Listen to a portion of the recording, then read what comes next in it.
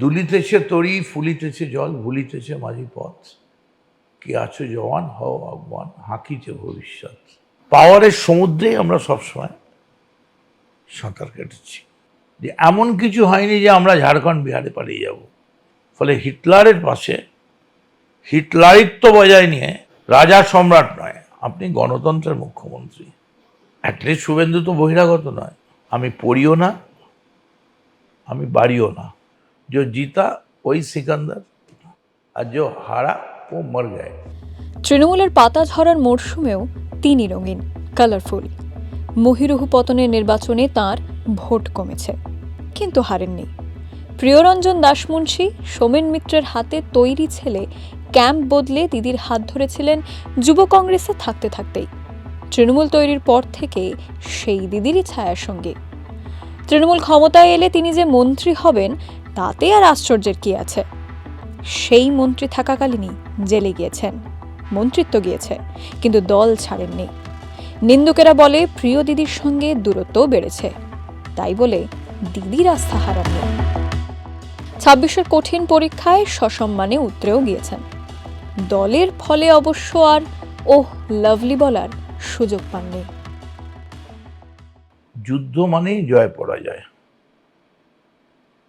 কই জিতা কই হারা। কিন্তু হেরে যাওয়ার পর আলেকজান্ডার যখন পুরুকে জিজ্ঞেস করেছিলেন কিরম ব্যবহার আশা করো, তখন পুরু বলেছিলেন রাজা যেমন রাজার সঙ্গে করে, এবং আলেকজান্ডারও সেই সম্মান দিয়েই পুরুর সঙ্গে ব্যবহার করেছিলেন। গণতন্ত্রের একটা অদ্ভুত মাধুর্য, যে হেরে গেলেই সে নির্বাচনে আইসোলেট হয় না, বরং বিরোধীদের সঙ্গে নিয়ে সার্বিক উন্নয়নে কাজ করাটাই হচ্ছে জয়ীর সবথেকে বড় কৃতিত্ব। কিন্তু যত দিন যাচ্ছে আমাদের এখানে পলিটিক্সটা হচ্ছে যে জিতা ওই সিকান্দার, আর যে হারা ও মর গায়ে, उसको লাস্ট বিচার পাও।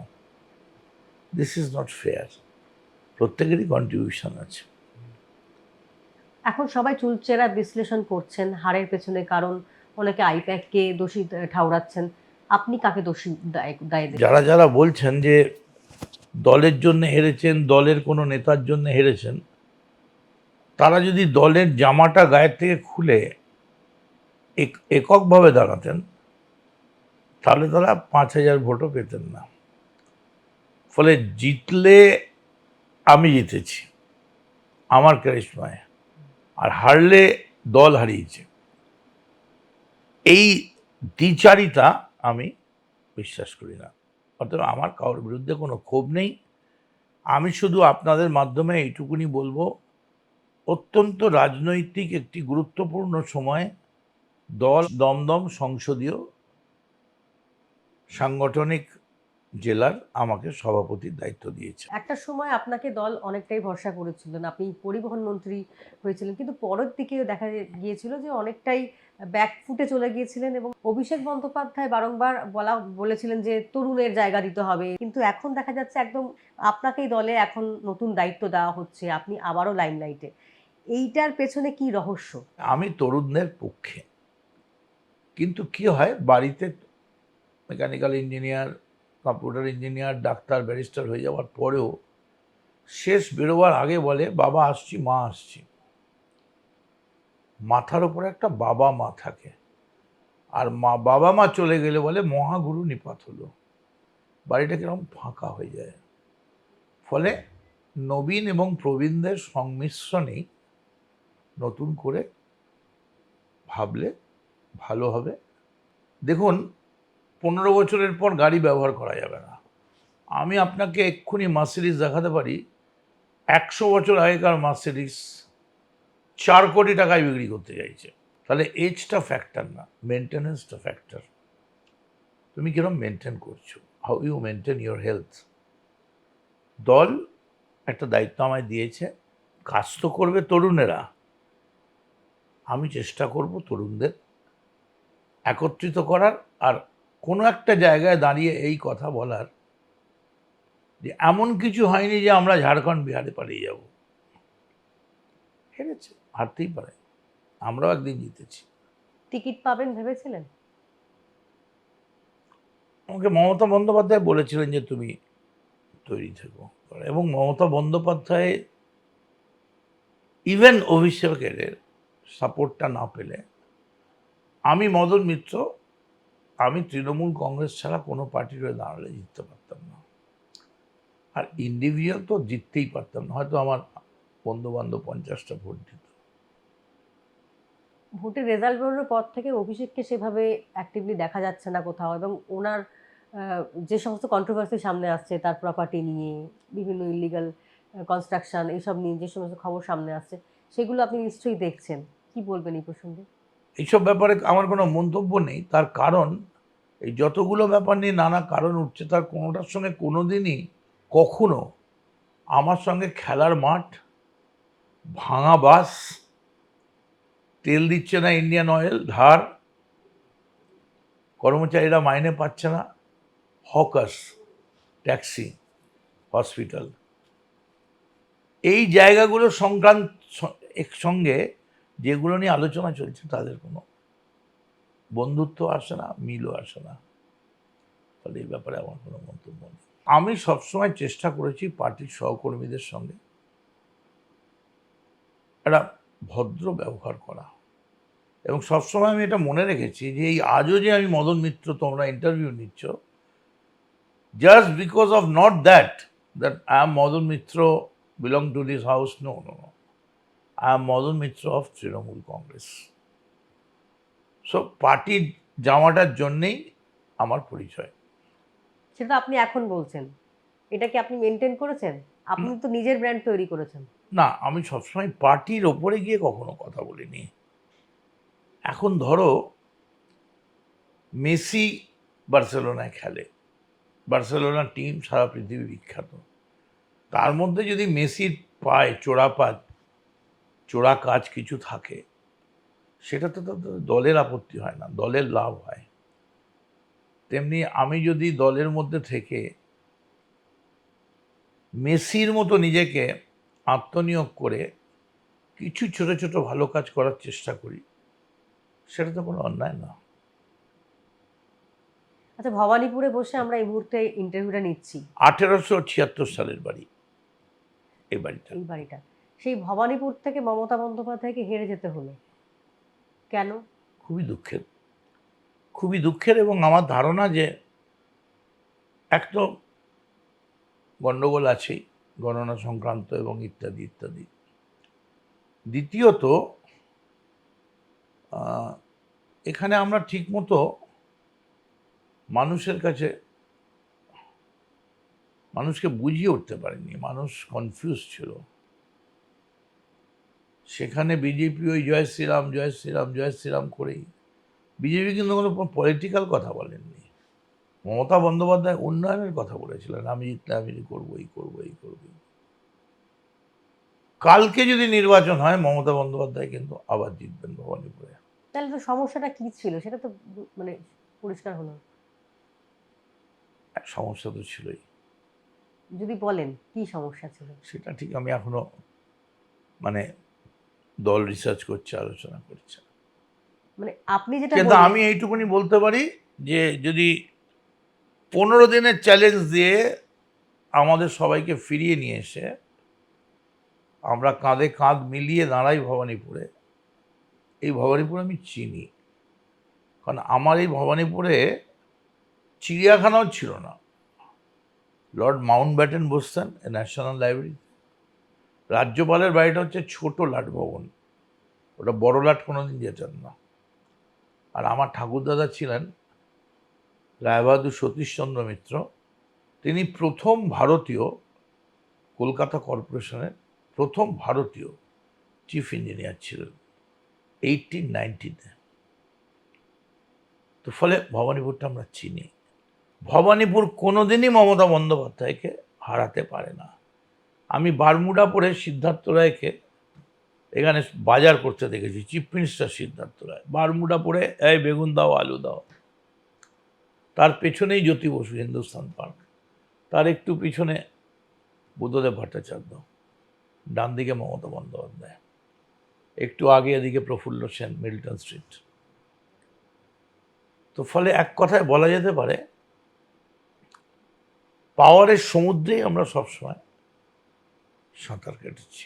সেখানে নন্দীগ্রামে ভূমিপুত্র এতটা পসার জমিয়ে ফেললেন আপনাদের অলক্ষ্যে, এটা কি সম্ভব? অলক্ষ্যে মানে আমরা তো কেউ ছিলাম না, না আমাদের তো সবই মানে আপনাদের সাইড বেঞ্চে বসিয়ে রাখাটাই কি কাল হলো? সাইড বেঞ্চ না, আমি তো লড়ছিলাম অন্য ফিল্ডে। হুম। হিটলারের পতনের একটা কারণ যে হিটলারের যারা ডানহাত বাঁহাত তারা সবাই কেউ রাশিয়া, কেউ আফ্রিকায় চলে গিয়েছিলেন। ফলে হিটলারের পাশে হিটলারিত্ব বজায় নিয়ে কেউ সেরকম ছিলেন না। ফলে হিটলারকে বাংকারে, যখন হিটলার বাংকারে গেছেন তখনও গোয়েরিং, হিমলার, গোয়েবলসরা বলছেন এই মুহূর্তে রুমেল পুরো আফ্রিকা দখল করে নিয়েছে, আমরা সাইবেরিয়া দখল করে নিয়েছি। তখন কিন্তু খাবার নেই, দাবার নেই, কিচ্ছু নেই, কিন্তু প্রচার ছাড়েননি, ধরে রেখেছিলেন। নতুন মুখ্যমন্ত্রী শুভেন্দু অধিকারীর যে একের পর এক পদক্ষেপ নিচ্ছে, প্রায় 1 মাস হতে চললো, এটাকে আপনারা কিভাবে দেখছেন? না, পদক্ষেপ নিন না, পদক্ষেপ নেওয়ার জন্যই তো এসছেন। কিন্তু পদক্ষেপ মানে তো আর এই নয়, এই ওটা ভেঙে দিয়ে ওটা ভেঙে দেয়। পদক্ষেপ মানে রাজা সম্রাট নয়, আপনি গণতন্ত্রের মুখ্যমন্ত্রী। যাদের বাড়ি ভাঙা হচ্ছে অনেকের, তাদের মধ্যে অনেকে কুখ্যাত লোক আছে, ফলে আমি তাদের ব্যক্তিগতভাবে সাপোর্ট করছি না, আমি সিস্টেমটার কথা বলছি। এই যাও, কে অর্ডার কোথায়, কিসের অর্ডার, মারো। বাড়ি ভাঙতে আসছে, অর্ডার দেখতে চাইছে, ওই যে কোনো অর্ডার ফর্ডার নেই, ভেঙে দাও।